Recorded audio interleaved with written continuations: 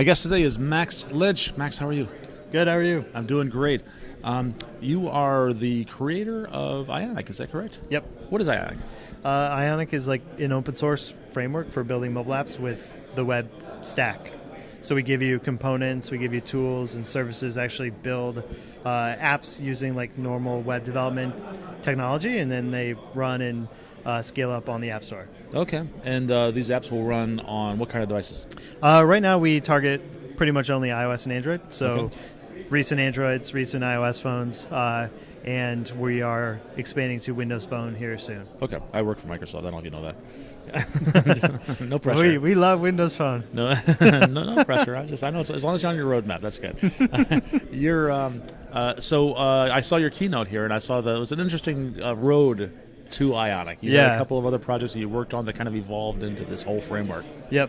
Well, tell me about that. So we started the company basically building visual design tools, and the idea was you had a lot of people who weren't able to participate in the development process because they didn't know how to code, but they knew how to actually make things look right. And so we wanted to build a tool that would help those people kind of get to something that would actually function more easily.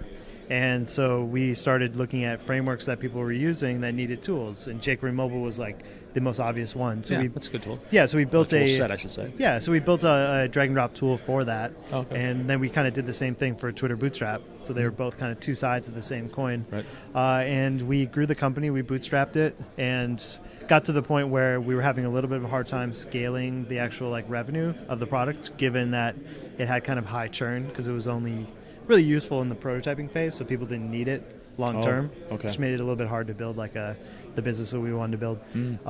So we took a few months off because we were still making money from those products, which was awesome, and we started exploring possibly doing a better mobile framework underneath. And Ionic was kind of born out of like experiments to see if it was possible to use like new advances on mobile browsers to make UI that actually looked and felt native, but using HTML and JavaScript and CSS. Okay, so you took some of the UI widgets that you had building and incorporated them into this whole framework. Yep, and made it open source, made it work well with Angular, and just kind of got it out there, and it started growing, and it's gotten pretty popular since. That's interesting. Is it, you say working with Angular, it's kind of built on top of Angular, right? It is, yeah. I say this because I'll share with you, a couple of weeks ago, I wanted to learn Ionic. And I went to Pluralsight as a course on Ionic, and I started watching it. And about an hour into it, I realized I need to learn Angular first. And I took a step back, and I just spent a week learning Angular. There's a lot of things I don't know.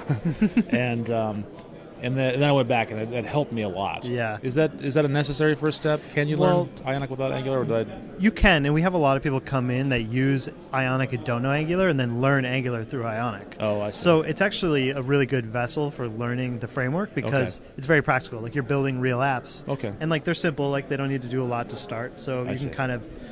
Whereas actually building the framework with Angular, like I took a month off and I just learned Angular internals, like the compiler phase and all this stuff. Build the plumbing of the actual. Yeah, so that was a little bit different. I guess your requirements are higher. Yeah, than mine. yeah. But once you get to a certain point, it's not required to really know Angular in and out. Okay. And we want to just continue to reduce the dependency on having to learn all that extra stuff. Okay, I don't know if it was necessary. It helped me though. I will say that I understood the Ionic stuff much better. So when I understood what the modules and controllers were in Angular. And Angular 2, which we're basing Ionic 2 on, and it's actually Angular 2 is really high quality. It's coming out soon. It's still in alpha, but it's more normal. It's like you're writing object-oriented JavaScript using TypeScript or just ES6 Babel stuff. So I think it's going to continue to reduce the barrier. It's going to be very natural. Very like Angular just doesn't really play as much of a role. It's kind of like a meta layer. So it's just easier to use. All right, easy. I like ease of use, definitely. In fact, tell me about getting started. There's a lot of people who have never used Ionic before. Where do they start? So the best place to start is go to ionicframework.com and then click Getting Started, and there'll be instructions to actually install our SDK through NPM if you want to use the command line. Okay, so I'll need Node first on my local machine. Yes. I'll need NPM to install Ionic and some dependencies. Yes, and the alternative is if you're on Windows and you can use Visual Studio Community Edition or Express. Express is still around, but Community Edition is better. And it's also free. That's okay. Community Edition is the right one. Okay.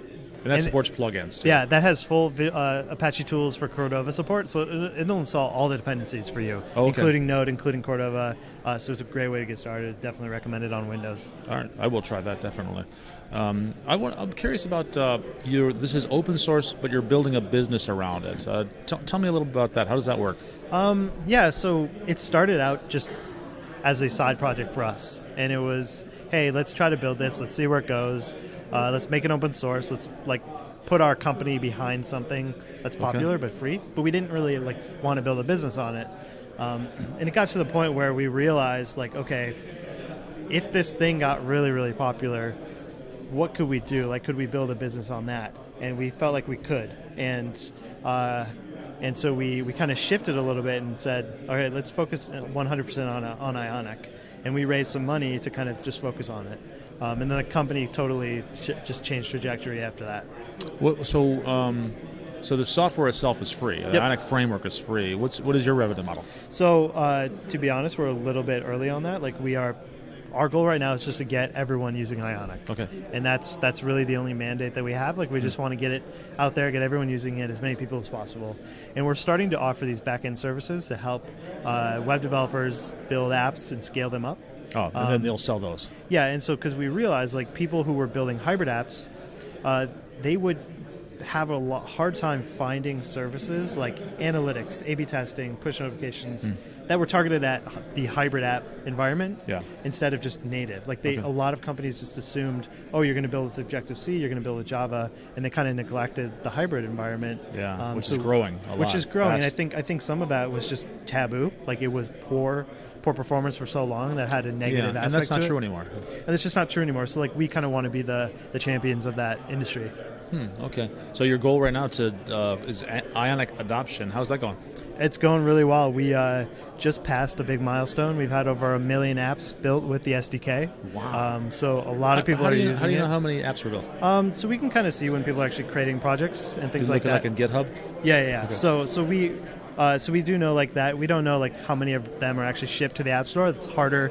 We're trying to find better ways to kind of know that. 1 million's a lot. 1 million's a lot. So a lot of people are using it. We've had over 140,000 people sign up for our backend services since January. So that part of it is also growing, which is really exciting. Okay. And yeah, web traffic's really strong. We ranked really highly just on Alexa. So the whole project is definitely gaining a lot of momentum. Awesome. Do you have a web presence beyond just the Ionic site? Me personally? Yeah, you. Yeah. Just at Max Lynch on Twitter. On Twitter? All right. I'm going to follow you. Yeah, go for it. Is there anything we haven't talked about you'd like to talk about? I think just to reiterate kind of the bigger vision behind what we want to do. What we realized building Ionic was you had all these web developers, they knew how to build websites. And a lot of them had never built a mobile app before. And they kind of I think there was a lot of insecurity about missing out on this big industry change. You had people who knew how to build websites. The trend towards mobile. Yeah, and all of a sudden you looked at these people over there building apps for the App Store, and you're like, well, I don't know how to do that. That's a totally different career track. And so for a lot of people, they had to make the decision to either stay on the web or totally reinvent themselves, learn Objective-C, learn Java, learn these esoteric SDKs instead of just using the web environment. And we want to just tell those people all right, you can build mobile apps. You can do it with Ionic. They're getting featured on the App Store. They're just as good as native apps for most problems that you want to solve.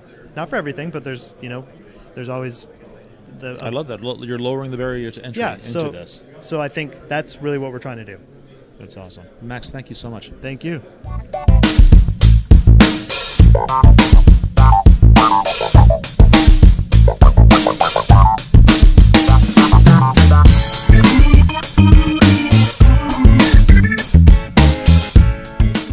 Yeah, Ionic, in a lot of ways, is a totally friends-driven project. We started the company. I started with my best friend since kindergarten. We hired several people from high school, and we all kind of formed around this technology company, and it's been a wild ride.